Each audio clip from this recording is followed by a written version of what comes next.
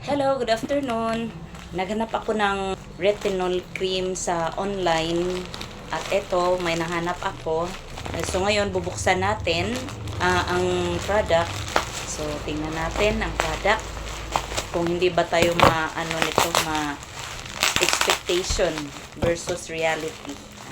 So ito na yung products na in-order ko sa online from Fresh Zone Company from Korea.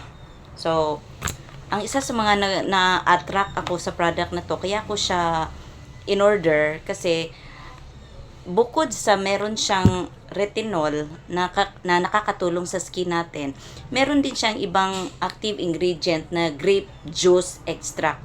Ang grape juice extract ay malaking tulong yan kapag meron kang mga scar sa face na dahil sa pimple o kahit ano, yung grape juice extract, nakakatulong yan para mas mabilis na mawala yung mga scar. At bukod pa dyan, it's a natural sunscreen protection. At saka meron din siyang isang ingredient na Cotellaria bicalensis root extract. Yun, maganda din yan siya sa skin, a botanical ingredient na the best antioxidant, anti-inflammatory, at skin brightening. At meron din siyang liquorized root extract to reduce redness. So, hindi mamumula yung skin natin. At meron din siyang hyaluronic acid. Hydrolyzed talaga, hyaluronic. Anong pagkakaiba sa hydrolyzed, hyaluronic at yung hyaluronic lang? Hydrolyzed, mas madali at mas mabilis siyang mag-absorb sa skin. Kaya mas mabilis ang effect niya sa skin natin. Kaya nag-i-improve yung hydration sa skin sa hyaluronic acid. At dahil mabilis siyang mag-absorb, nakakatulong din yan to increase production of collagen. Tulad ng retinol, nag-i-increase din siya ng production of collagen sa skin natin. Kaya pag maraming collagen sa skin natin, of course, may iwasan yung wrinkles. Kasi yung mga lines, ganyan no? Kasi yung collagen, nakakatulong din yan na mag-replace sa mga dead skin cells. So, siya yung laging bago yung skin cells natin nang dahil sa collagen.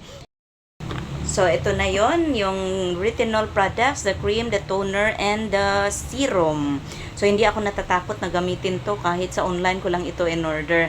Kasi ako, tinanong ko talaga yung supplier kung approve ba ito ng Food and Drug. Laging yan ang una kong tanong pag ako ay gumamit ng product, ma-internal o ma-external man yan. At pinakita naman niya sa akin yung Certificate of Registration at nandito din po sa mga box nito. Kaya kampante ako na lahat ng active ingredient na nandito na pinagsasasabi ko at ini-explain ko sa kung ano ang uses ay nandito. Kasi syempre pag approve, dumaan yan sa quality control ng Food and Drug. Kaya bilang pharmacist, gusto ko laging sigurado kasi mahilig talaga ako sa mga product na may organic na active ingredient, ma-internal or ma-external man yan. Mahirap na malagay sa alanganin. May magtatanong, mabuti na yung magbigay ka man ng product na sigurado ka at ginagamit mo na din.